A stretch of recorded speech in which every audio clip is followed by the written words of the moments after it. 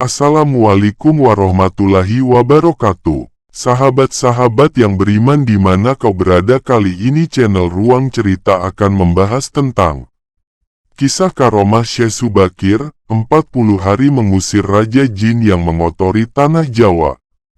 Sebelum masuk ke pembahasannya, jangan lupa like, comment, and subscribe terlebih dahulu.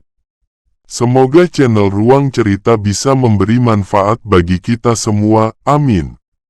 Syekh Subakir adalah sosok wali songo periode pertama yang berjasa dalam syiar Islam di Indonesia. Berasal dari Turki, ia dikenal sebagai penumbal tanah Jawa karena berhasil mengadang pengaruh negatif makhluk halus yang ada di tanah Jawa. Ketika Sultan Muhammad pertama mendapat wangsit mengirim 9 orang ahli agama Islam untuk pergi ke tanah Jawa, terpilihlah Syekh Subakir sebagai perwakilan, karena memiliki sejumlah keahlian, salah satunya tumbal alias ruqyah. Namun, tidak jarang ia dan rekan-rekannya mengalami kegagalan karena kepercayaan masyarakat Jawa yang sudah teguh. Namun dengan gigih Syekh Subakir berusaha mencari celah berbaur dengan rakyat Jawa. Melihat para jin dan dedemit penunggu tanah Jawa sebagai penghalang besar syiar Islam, ia pun membawa sebuah batu hitam dari Arab yang sudah diraja untuk kemudian dipasang di puncak Gunung Tidar, Magelang, yang dipercaya sebagai titik tengah Pulau Jawa. Batu tersebut pun berhasil mengusir para setan yang selama ini mengotori tanah Jawa, membuat raja bangsa jin yang bernama Sabda Palon bangkit untuk menghadapi Syekh Subakir secara langsung.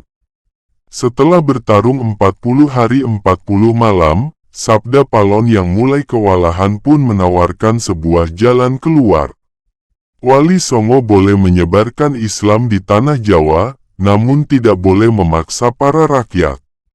Akhirnya para wali songo pun berhasil menyebarkan ajaran Islam dengan menggabungkan dakwah dengan budaya Hindu-Buddha yang sudah mengakar di Indonesia.